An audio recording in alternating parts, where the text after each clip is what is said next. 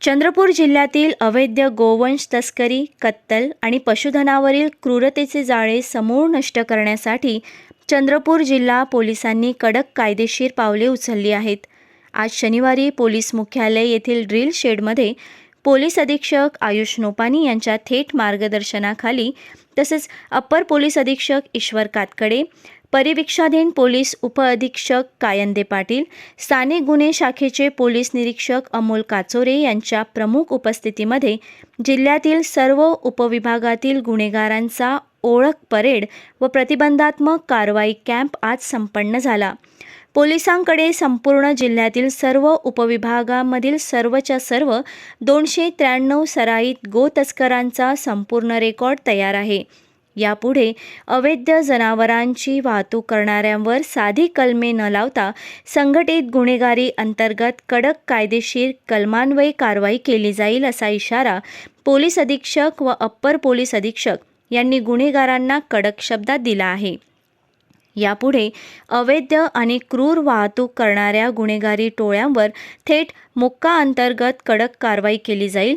मोक्का अंतर्गत गुन्हा दाखल झाल्यास जामीन मिळणे कठीण होऊन प्रदीर्घ काळ तुरुंगात राहावे लागेल.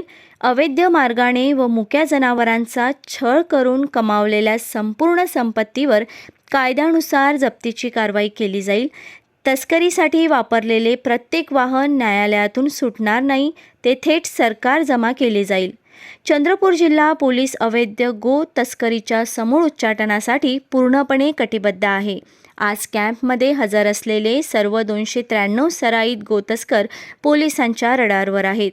जर यानंतर कोणत्याही गुन्हेगाराने बेकायदेशीर कृत्य करण्याचा प्रयत्न केला तर त्याच्यावर थेट मोक्का लावून कडक कायदेशीर कारवाई केली जाईल.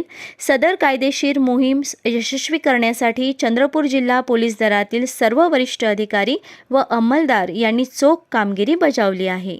बकरीद अनुषंगाने आज आपण चंद्रपूर पोलीस तर्फे जेवढे गोवंश तस्करी किंवा कत्तल असे जेवढे मागचे 5 वर्षचे आरोपी होते असे जवळपास 275 लोकांना आपण आज उभे करून त्यांची परेड घेतलेली आहे आणि त्यांच्यावर आपण BNSSचे कलम 126 आणि 129 प्रमाणे बंधपत्राची कारवाई करून घेतलेली आहे. बंधपत्राचा जर त्यांनी उल्लंघन केलं तर पुढची कुठली एक साधी NC सुद्धा दाखल झाली तर आपण त्यांच्यावर MPDA पासून मुक्कापर्यंत सगळी कारवाई करू शकतो.